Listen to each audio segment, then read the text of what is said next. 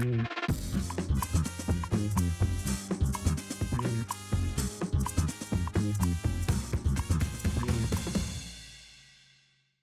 5 bintang kembali lagi. Khidmat pasangan suami isteri SQ Rauda memang bagus. Memenangi banyak anugerah Propnex, urus niaga HDB terbaik, penyenarai eksklusif terbaik, penerima anugerah Platinum. Hubungi ejen 5 bintang SQ Rauda dan Pak Nas. Hi everyone and welcome back to the Uncomplicated Podcast. Today, the topic is deeply personal and profoundly human. Grief. How do we heal after losing someone that we love, and how can we fully move on? And to help us navigate this, we are honored to have Murni Kamsani with us. And Murni, thank you for being here with us and your willingness to share your story. Thank you, Haikal and Rai. Han. Welcome back, Murni. Wait, hold on. It is really good to see you again for another episode. And the first episode was on adulting. For those of you who have not watched it, it's available now. And the next episode we're going to talk about, which is this episode, what Haikal has mentioned, is about grieving. So before that, just a bit of introduction for Murni, for those of you who don't know her. She is a part-time radio DJ at RIA 897, also a commercial voice artist whose voice is always on the radio if you hear commercials. Yeah, if you hear like a kitty voice, that's me. So Murni and I, we actually had this conversation before the podcast, where she opened up about her story, about her losing her mom. So maybe Murni, you want to share with us a bit more about that? Okay, so just a background story. I am the only child. So I lived with my mom, my dad, and my grandma. So it was the four of us all the way until I was like 17. So 17, I went to JC after my secondary school. So I was still in the process of adapting, to the new academic life and trying to fit in with the people there. Until I remember vividly that one random day, I was just walking to the classroom, like after recess, I think. Yeah, and then I saw a WhatsApp message from my dad saying that my mom was in the hospital. Yeah, and I think something wrong because on that day, she was supposed to go to endoscopy and something wrong happened. And I had to rush to the hospital. Yeah, and that was the start of everything . So everything really went downhill. So actually, throughout my whole life, right, I really had a great childhood. Like, thank you to my family, my mom and my dad, right? They really provided me with love, with affection, and I'm just a happy child at that point of time. Yeah, I was really, really lucky. So when that happened, right, it happened for a few months. Like when when she felt sick, like the whole time. So she was really, not saying bedridden, but it's more like she just cannot function normally at that point of time. So I just vividly remember like my life is just about going in and out of the hospital, visiting her after school. Yeah, and then I remember I was in the hospital with my mom, and the doctor was telling her like, oh, you know that you're going to go soon. Yeah, you know that it's not going to be long. And then she was like, yeah, I know, in such a normal way. And that broke me. That really broke me. So I told her that like, oh, I'm going to do my homework downstairs. So I went downstairs, and then I cried my eyes out. Like, I really cried because I realized that, oh, this is going to change my life. Like, I will lose her, And I just, the whole time I just saw how in pain she was with her sickness and all. And I can tell like my dad was really stressed at that point of time because he had to take care of my mom and also my grandma. I think my grandma was at that point of time already macam dah tua. Yeah, so she's like really bedridden. Yeah. So it was really, really hard for the both of us. And then that day, I was actually, me and my dad, we were late. Yeah. we were late to visit her. So she commented, "Hey, you guys are late. Like, kenapa lambat sangat gitu kan?" Yeah. Then the next day we actually wanted to come early. Coincidentally, both of us wore black. We wore black. Okay. So we went early. We went out. And in the bus, right, it was raining. It was raining heavily. And I don't know why, for some reason, we were like at the window, right, in the bus. And then I was like looking to the window side. And then I was like telling my dad, Ayah, apa jadi kalau orang meninggal waktu Lailatul Qadar? Like, I don't know what got me to say that, but it really happened. Like, I said that out loud. And then my dad suddenly got a phone call. And don't know what happened. And he was like, Inna lillahi wa inna ilaihi raji'un. And then I knew that my mom passed away. Yeah. So the whole ride was really sad lah. I was crying and all. I was really like, it was a pivot point of my life lah. So we went and then we visited. She was just there. And then like both of us had a good cry. And then I remember when we went home that day, they bring to the house, right? Yeah, to do the The ritual. The ritual and all. Everyone was looking at me with that sympathy eyes. I remember I was just in the middle of the room. I was just like surrounded by so many people who look at me with that like kesian eyes, you know, and I don't like that. I really don't like. So I don't know what got me lah. I looked at myself in the mirror after I changed, right? I looked at myself in the mirror. I was like, if you cry today, you are a loser. Don't cry. Never cry today. I really promised myself that. So throughout the whole thing, right, sampai dikebumikan tu semua, I tak nangis. I really tak nangis. Yeah. Because I didn't want people to see me like that. And people were like telling, you're such a strong person. You're such a strong person. So it fits me lah. Like macam, okay, I'm doing well. I'm not crying, I'm doing well. And I think that was the biggest mistake of my life. Because, come on man, my mom passed. Why did I not allow myself to cry? You know? Yeah. So it was raining the whole day. Yeah, and then it was alhamdulillah, it was a smooth journey lah. And then it was during bulan puasa kan. So all of us came back to buka. That time I had a maid. Yeah, then she actually I wanted a drink, so she actually helped to get me a drink. And it was the cup that I got for my mom, the best mommy in the world. Oh my gosh, after that I cried. That was my breaking point. I cried so much. Well, out of all the cup that she gave, it was the mommy cup. Yeah. So I just remember that day very vividly lah. It was the moment where it changed my life. And then I remember after that day, it was so hard to get back to normal. Just going like to school, talking to people, it was so hard. It was just difficult. And I think the habit, I don't know, like because my mom really made the house very colourful actually. Yeah, so to have her absence, right? Wow, it changed the house lah. It really changed the house. And then 2 months later, she passed I think few weeks before my birthday. Yeah. So it was the first time where I celebrated my birthday without her lah. Yeah. And then bila raya 2 months later, my grandma pula meninggal. Yeah. But I feel so guilty because at that point of time I felt numb already. I feel like I have used up all my energy. That when that happened kan, I macam dah penat. Yeah. So I didn't really react as much as my mom passed. I was just like dah penat. Yeah. So I felt really guilty even until now.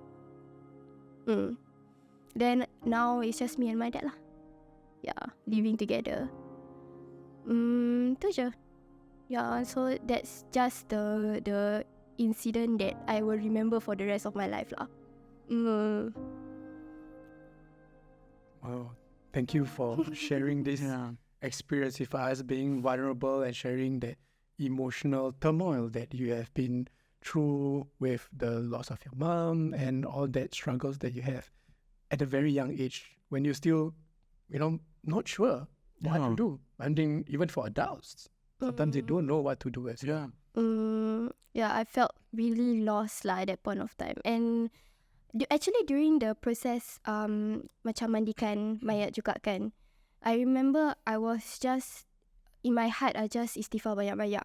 Like I really didn't want to talk to people. I was just trying to not be crazy lah at that moment. Then when I mandikan mayat, right, I remember like my makcik telling me to bersabar and stuff, but I shut myself down lah. I really tak tahu macam mana nak process. Yeah.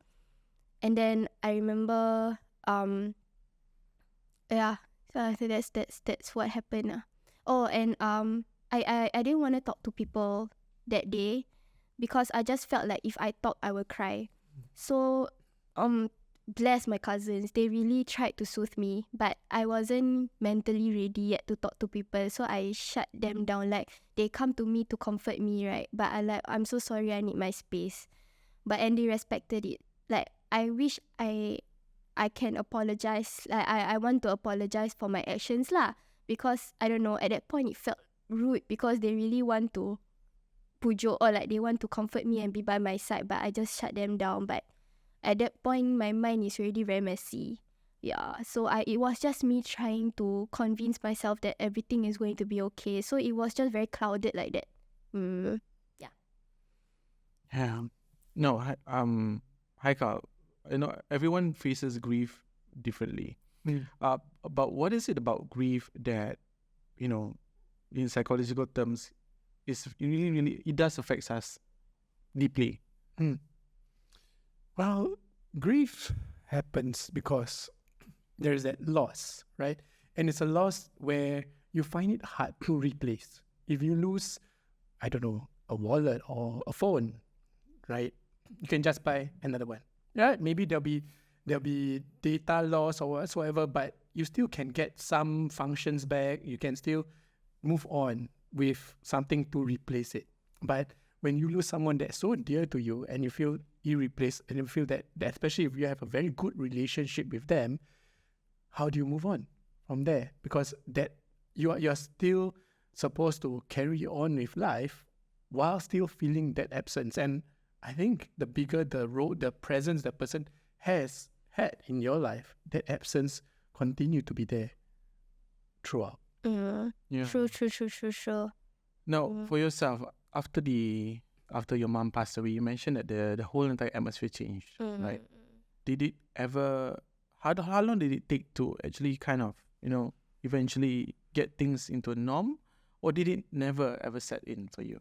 I still remember, right, the very first, like after a week of the loss, right, my dad and I, we tried to bounce back. We tried.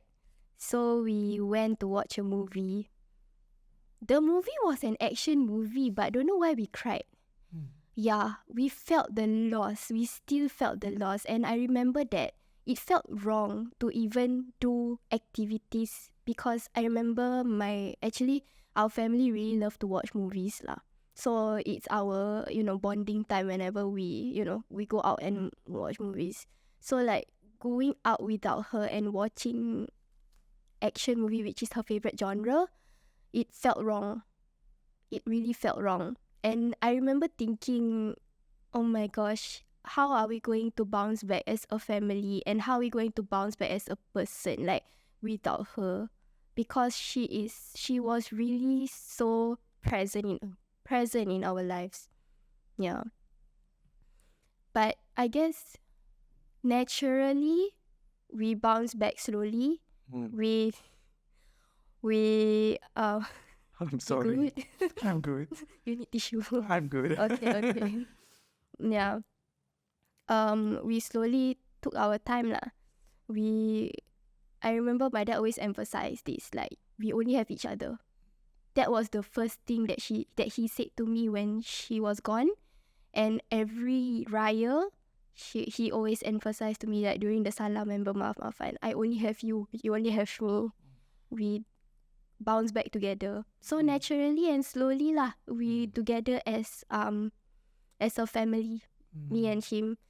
We just take our time, and then we decided we just like slowly take over the housework and everything, because my mom was a great housewife. She was amazing. She cooked so many good food, and she really do all the chores. So like when she was gone, right, it was so hard, because oh my god, it's so embarrassing because I don't know much about household chores. Yeah, at that point of time. So it was so embarrassing that I don't even know how to cuci baju, you know? And I felt so angry at myself because like, why do I pun tak tahu macam mana nak gosok baju tau. I don't know how to iron my clothes. I don't know how to sew. Why? Then I felt lost. Like at that point of time, what am I doing? And I don't have anyone to ask. Like, you know, sometimes, you know, like the very first person that you ask is your parents, right? Like if you don't know anything. So all this kind of stuff, I like, who do I ask? You know? Then I figure it out on my own. Macam it's just the feeling lah. It's just very overbearing at that point of time lah. As a 17-year-old who is trying to figure out how to go about her life in school and at home. And when you're saying that, you with time you bounce back, and you know there are certain routines, certain activities that you do with your mom, right? So for you and your dad, did you continue with these routines, or do you avoid these routines then? At first we avoid. Yeah, we try not to talk about it or what. But then naturally I felt like we are more comfortable. I think it's more of like, you know, the us against the world kind of vibe. Yeah, so I guess now we are much more free, like we do together lah. Yeah, this kind of stuff. But I just remember at that point of time, it was just so heavy. We don't know how to bounce back. It was so hard. Yeah, because we are so used to have her and my grandma in the house. So it was so vibrant lah. So like it was so hard to get the house back to normal. Yeah. Yeah. Why I'm super affected is because the fact that to think that she's only 17 at the point of time, and you're just a teenager trying to figure out teenage life, trying to, you know, do well in school, and then this thing happens. And then the fact when you mentioned that you actually watch a movie with your dad, when it's something that you've done with your mom, so it's like even though she's not there, you still want to do the same kind of activity that you did with her. So that actually even created that void, like, hey, something is missing, which is my mom at the point of time. So I got really I got moved by that lah, because, you know, eventually even if somebody, I'm pretty sure most of us, those of you who are listening, maybe you've lost somebody. There are always things that we do that will always remember us of that person, because maybe we've done that activity before with that individual before. So it will never fade away. I don't think that memory will ever fade away. And I don't think you doing whatever you do will always change. It's like how do I say this? It's like, for example, if I always play badminton with this person who I know is no longer there, whenever I play badminton with somebody else, I will always remember that person. Yeah, it's like a memory that is connected to the activities. So true. It's like you can never move on, or like you cannot forget. She will always, you know, the person that you miss will always be there. Yeah. Because it's not just about the physical loss, but it's that emotional connection Very true. that is lost. And the reason why I asked whether do you avoid it or do you actually find something else is about how you create that connection. And it sounds like for you, well, you initially, okay lah, you need some time to actually bounce back, you know, deal with the emotions, you know, and I would say also to feel the emotions. There's nothing wrong to feel with that emotions, and later, well, still rebuild this connection that you have with the people that you have around you, as well as, well, to a certain extent, your mom as well. And how do you build that connection? It really depends, right? For people like with faith, for example, it could be through prayers and so on. But if you can find healthy ways to, well, ensure that connection is still there, of course, physically they're not there, this might be helpful for that person. Yeah. Can I just say that it took me years to open up about my story. Yeah, I think when it just happened, or like, a few years down the road, I didn't want to talk about my mom at all. Yeah, I didn't want to talk to people about what happened because I don't know why. I just didn't want to talk about it. Yeah, I scared that I would cry, and like I was scared that people look at me with sympathy eyes. Wow, I don't know why I really don't like that at all. Yeah, so I just didn't talk about it, and because of that, right, I felt more lost. I didn't talk about it. I felt more lost, and I remember when I was in school, I really tried my best to bounce back, but I was so annoying because I remember I was just being very loud. I was loud. I seek attention from people. I just don't want to be left behind. Yeah, I don't know what's the connection. I don't know whether You're still craving that connection you're still trying to figure out that connection. And it sounds like, well, and it's very natural as well that a lot of people, they're uncomfortable in dealing with the emotions associated with grief. Like, what do you say? And some people might go like, oh, it's going to be okay and all that, but is it going to be okay? You can't give the assurance. So for people out there who may be supporting or experiencing someone who has experienced grief, then just acknowledge the emotions, right? Don't take away that emotions, and sometimes we might even like depersonalize, and say that, oh, Ella, it's okay lah, you just be strong, because you are uncomfortable with it, right? Just sit with that person in their discomfort and, well, be there for them.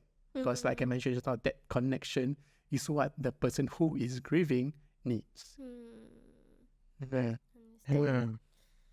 Now, Murni, you mentioned about something about regret, which is, you mentioned about not crying on the day of your mom's funeral. Does that still live with you now? I honestly think that if I allow myself to cry, I wouldn't be so affected now. Because I don't know, I feel like the jar is so full. I didn't allow it to open, and like, I didn't release the whatever's inside the jar, So even until now, right, I still feel the pain. Even when it's already like what, 8 years? Almost 8 years? But it still feels like it happened yesterday. So I don't know why. Was it my ego or what that I didn't want people to see that I crumbled? But come on, man, it's your mother. People understand. People understand if you cry or you sob or what. Why are you so harsh to yourself? Why are you so mean to yourself that day? Yeah. I think if I were to tell like my younger self, well, I really want to apologize to her, man. Yeah. Because it's like, why are you so mean, to yourself? Why are you so mean to yourself? Yeah. Why don't you allow yourself to express your emotions just because you don't want people to look at you a certain type of way, Yeah. But what I want to say to you also is, well, how were you supposed to know how you were supposed to deal with the situation? Nobody knows, right? And at that point of time, like I mentioned, there was really a loss of someone, right? And if you were to cry, that is an attempt for you to get connection. And I think the experiences or the response of people around you say, be strong, be patient, is in a way like, Yeah, like you don't show it. understand. Yeah, so Yeah. even if you were to cry, it's a cry for connection, and people go like, don't lah, right? And it will just potentially lead you to more deprivation or rejection. So you're already in pain. Why you want to experience the pain of rejection, of that emotional deprivation? So I would say you did what you did because that's what you think that was best for you then. Yeah, it's not that you were being mean to yourself, but that's what you thought would help you, manage the emotions because. And that was how I cope. Yeah, because you don't think people will be able to support you with that emotion. Yeah, I agree with what Haikal says. I think it's different coping mechanism, and I think you're at that point of time you wanted to not cry because that was how you wanted to, That, anyway, no one knows how to actually deal with situations like that in terms of emotion. So that was your coping mechanism, and I don't think it's anything wrong at all. So true. I don't think there's any oh, if someone passed away, you must cry kind of thing. You've done what's best for you on that very day. Yeah, maybe like what got me so sad for myself is that I have to convince myself, look myself in the mirror. Like, if I cry, I'm a loser. I said that to myself. So maybe that's why now that when I think about it, why would you do that to yourself? You know? Yeah, like if you don't want to cry, okay, don't cry. But like, why would you have that expectations for yourself? Like, yeah, something like that. Was that my ego or what? I don't even know. I'll still say that's you just protecting yourself True. from further rejection, from people just telling you, don't do that lah. Yeah, don't do this. Don't be so upset. This is what God has, fated for you and so on. And it's gonna be difficult for you to deal with another set of negative emotions or even negative comments as well. Yeah. Yeah. I think it's really your way of coping with it, which I think, again, I say there's nothing wrong with it. You've done your best. That's the most important.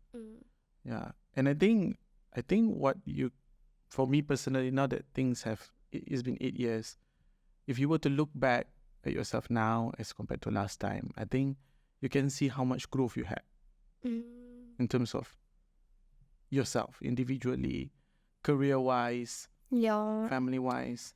Well, I didn't expect myself to be here lah.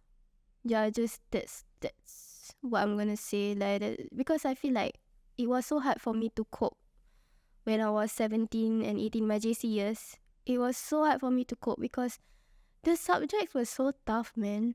And like, I didn't have the capacity to even think about the subjects, to think about the tests, the exams. I didn't have it. And it's so tiring because it's like, at that point of time, everyone is at the same stage of life. We are all like going towards A-levels, right? So everyone will be comparing. Like, oh, have you studied this? Have you studied that? Oh, how much do you get for this? How much do you get for that? And that was so heavy for me because like, I'm always the last. Like, I couldn't. I physically, mentally cannot at that point of time. I ever had thoughts of withdrawing. But I don't know why I didn't. Maybe because, oh yeah, the administrative part was hard. So I was like, you know what? I can do this. It's just 2 years. Yeah, but it was so difficult. I can only say that. Yeah, I remember I didn't attend a lot of exams. Like, I didn't attend it. And I remember during my prelims, I also didn't do well. And we had a parent-teacher conference, and the teacher was like, oh, she needs to back up lah, or else like she cannot make it. And I remember I was like, you know what, just for a while, just a bit more. And then yeah, I managed to do it lah, alhamdulillah. Yeah. Yeah, so it was a really, really, really difficult journey trying to adapt to the new life at home and also school at the same time. Yeah, it was really difficult. Because what was it that the 17-year-old you at that point of time needed from the people around you? I don't know why, but I just want acceptance lah at that point of time, because I'm still trying to figure out where I belong, you know. Yeah, I don't know. I think it's just a teenager thing lah. But at that point of time, because my mom, like, I lost my mom, right? So I really tried to find better connections outside. I want validation. I want people to like me. I just remember that. I just don't want to be left out.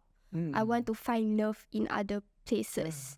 I mean, I don't know whether I'm getting the picture wrong, right? But if, let's say, your mom is the one that's providing you the unconditional love and all that, and now you have another adult telling you that, hey, you're not good enough because your prelims or your exam results are not good.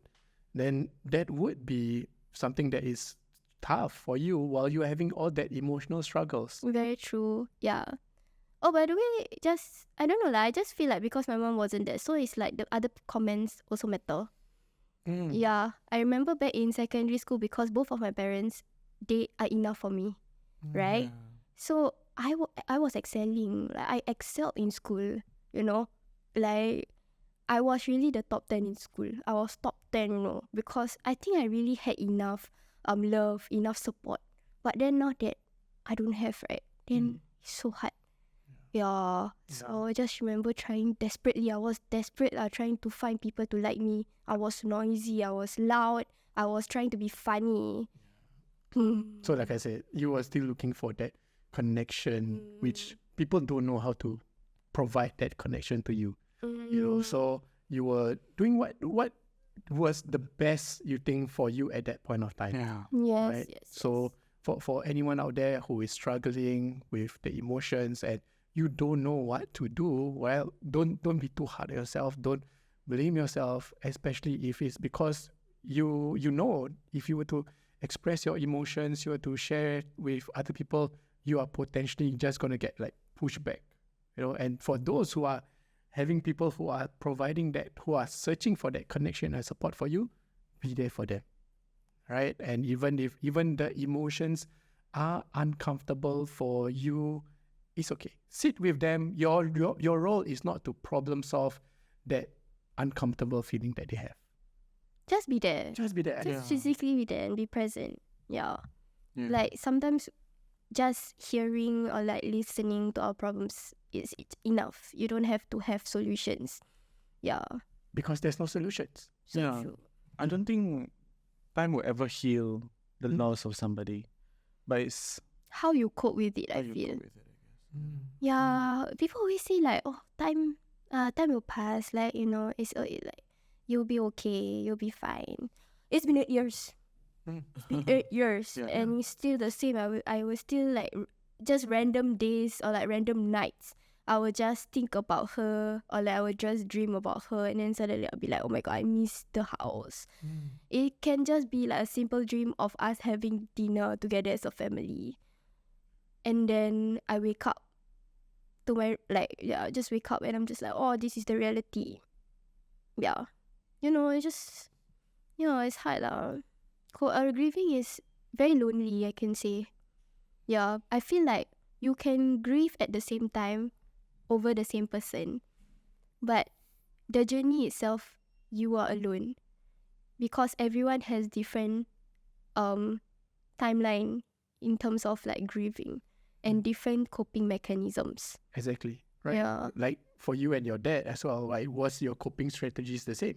No, definitely. I really not sure. We didn't really talk about this together. Only sometimes. And I feel like, I guess we should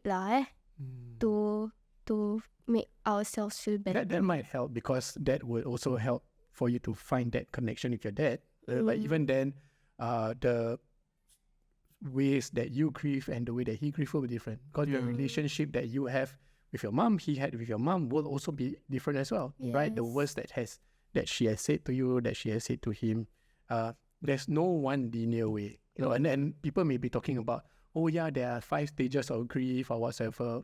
Well, for those who don't know, these 5 stages of grief is actually not correct lah. It's inaccurate. So you know, you have the 5 stages of grief: denial, anger, and all that. Acceptance. Yeah, right? That was actually a study that was done on people who were already at the end stage of their life. So how do you deal with being told that you have a few years or a few months left to live? But somehow people extrapolate it and say that, oh, this is how people grieve. No. Yeah. And there are increasing research to show that if a person is grieving over the loss of someone, not over impending loss of their own life, when they're grieving over the loss of someone, there is no one linear way. People deal with it differently because of the differences in their temperament, their coping strategies, as well as the relationship that they have with the one that they have lost and the people around them as well. Oh, okay. Wow, that's interesting. Yeah, this is something new as well. Yeah, it's something new. Yeah, because some people say, oh, which stage of grief I'm at? Actually, this one doesn't apply to you because this is for people who are actually going to end their life. I see. Understand. And Murni, I know this is a very tough journey for you. I know that grieving will always be there, and the memories of your mom will always be there. If there's something that you can perhaps tell yourself, your younger self, or even to your mom, if it's possible, Stop what would it be? it, say. I will actually cry.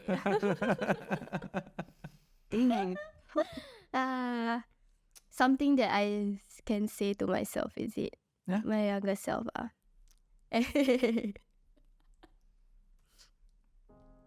Stop it, see. Okay lah, to my younger self, I just want to say that I'm sorry for like putting expectations on you and like trying, I don't know, like I was just, how do I say this? Everything is going to be okay in the end lah. Yeah, I just want to say that everything is okay and you will go through it no matter what. Don't be so harsh on yourself because at the end of the day, you're just a girl. Yeah, you're just a girl trying to find yourself, trying to find who you really are, even during through like through this journey. So I'm sorry for being so harsh, but rest assured that everything will be okay lah. And I'm just proud of her. Yeah, it's not easy, man, to go through grief lah. Especially as an only child lah. Also, don't focus like as in as much as you focus on your mom's absence, right? Please don't forget your dad. Yeah, because my dad has been trying so hard to fill in both roles for me. And like don't forget about him lah. Yeah, because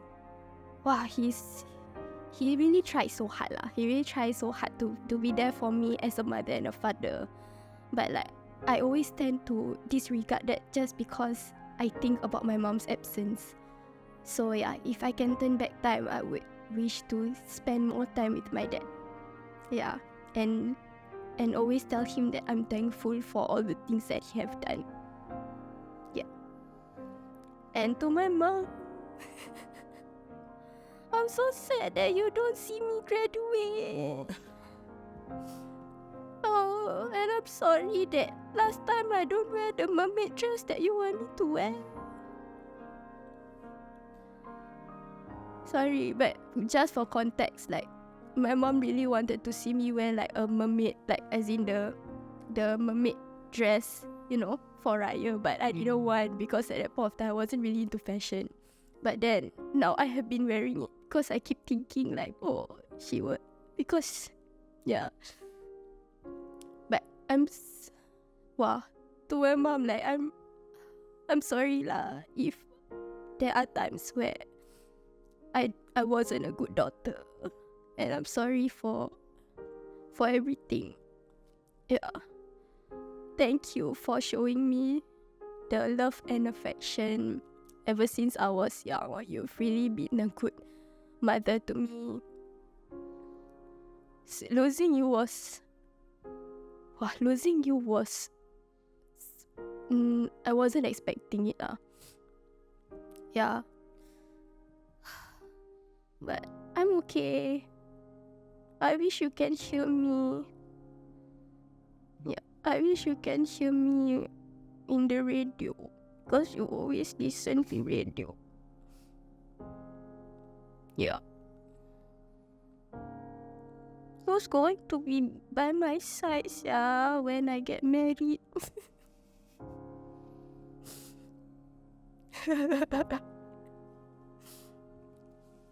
So sad.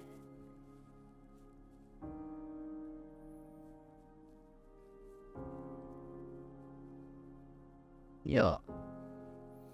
I know there's all these emotional struggles, but well, My eyelashes dropping. no, not yet. That's one of our concerns. Well, and I know there was a lot of emotions there, and well, I've just met. Sorry.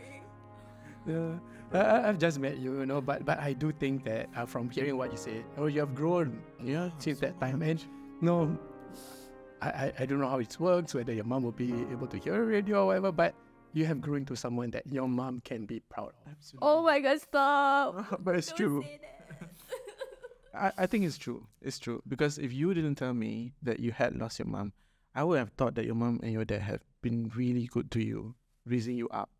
I was really a privileged kid. I was really lucky to have a set of parents that are. Wait, it's dropping. Yeah, a little bit. Is it okay now? Okay, it's back up. Okay. That is gonna make into this to you, I'm not gonna cut that out. Okay, it is oh my God, I can feel it move. It's back, it's back. But anyway. Oh, sorry, what?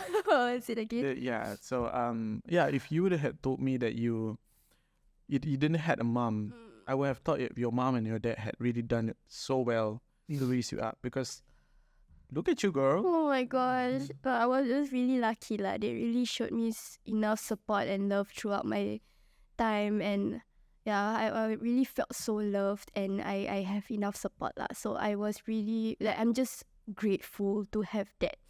Yeah, and even though things, the time with her is quite short to me, but I will always be grateful for all the times with her. Yeah. But I'm sorry, I broke down because it's wow, those are the things that I really want to say. No, that's fine. It's really fine for you to say that, and it's really brave of you to say that. And hopefully that will also say there's all these emotions inside in that jar. Hopefully that also gets released. And for listeners out there, you may be worrying but how do I support? Not saying that we're doing the right thing, but one of the impulses when we see people crying, right, would be to give them tissue. I would say normally just let them cry. Let the emotions out first, because sometimes when we just cry and give tissue, you give that message that I don't want to see you cry, right? Wipe and be okay. So just let them cry. Be there, listen, and that's all that you can do for them at that point of time. Be present.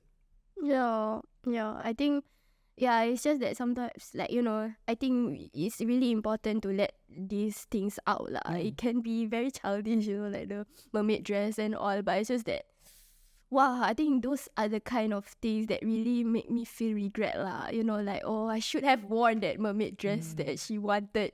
But there's you still having that connection with your mom. Yeah, I should have just do this, I should have just do that before she was gone. Yeah, it's just even though it's a simple thing, that's why I always tell the people around me or my friends who sometimes they also marah, not marah lah, but more of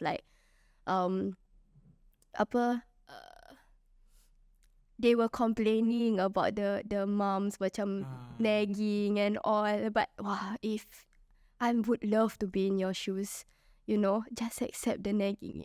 Once they're gone, right?